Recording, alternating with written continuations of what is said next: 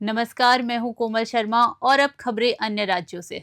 दून विश्वविद्यालय में आयोजित प्रवासी उत्तराखंडी सम्मेलन का शुभारंभ मुख्यमंत्री पुष्कर सिंह धामी ने किया।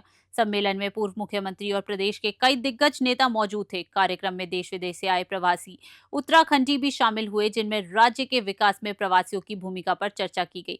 सीएम धामी ने सभी को राज्य स्थापना के रजत जयंती की शुभकामनाएं दी और कहा कि प्रवासी उत्तराखंड के लिए ब्रांड एम्बेसडर है। उन्होंने बताया कि राज्य में पर्यटन को बढ़ावा दिया जा रहा है और प्रवासियों की गहरी रुचि राज्य के विकास कार्यों में दिखाई देती है। सम्मेलन में प्रवासी उत्तराखंड परिषद के गठन की भी घोषणा की गई। देहरादून से ब्यूरो रिपोर्ट। क्या योजनाएं हैं?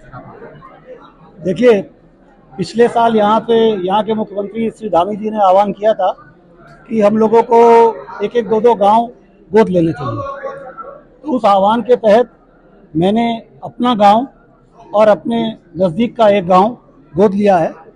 उसके अलावा हमने कुल पिथौरागढ़ डिस्ट्रिक्ट के 32 गांवों को अडॉप्ट किया है जहां पे मेडिकल सुविधाएं नहीं है। हमने एक मोबाइल वैन को डेवलप किया है जिसके अंदर एक्सरे, ईसीजी, पैथ लैब वगैरह वगैरह सब चीज़ उसमें फिटेड है। और वो मोबाइल वैन का एक हमने चार्ट बनाया, शेड्यूल बनाया है। वो गांव-गांव में घूमती है और लोगों को निःशुल्क उनका इलाज करती है, डोर स्टेप में इलाज देती है।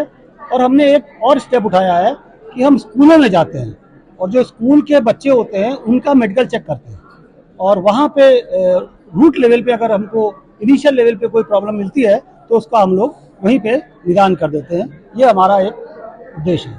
अभी हम लोग यहाँ पे मल्टी बेड हॉस्पिटल्स बनाने की हमारी योजना है। यह वर्ष हमारे राज्य के लिए बहुत महत्वपूर्ण वर्ष है।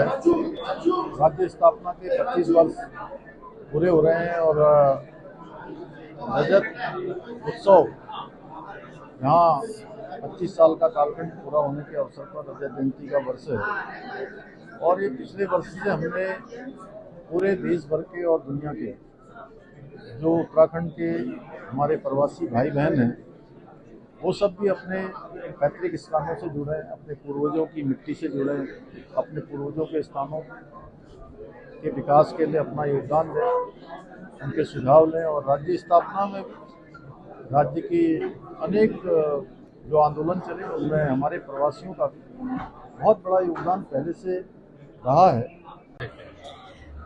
पिछले साल हमारे माननीय मुख्यमंत्री जी ने इसका पहल किया था और उसके तहत वैसे तो मैं जुड़ी हुई थी उत्तराखंड से, आती रहती थी अपने स्टेट में, लेकिन उस पहल से मतलब एक और रास्ता दिखा कि मैंने कहा क्यों नहीं मैं अपना गांव अडॉप्ट कर लूँ।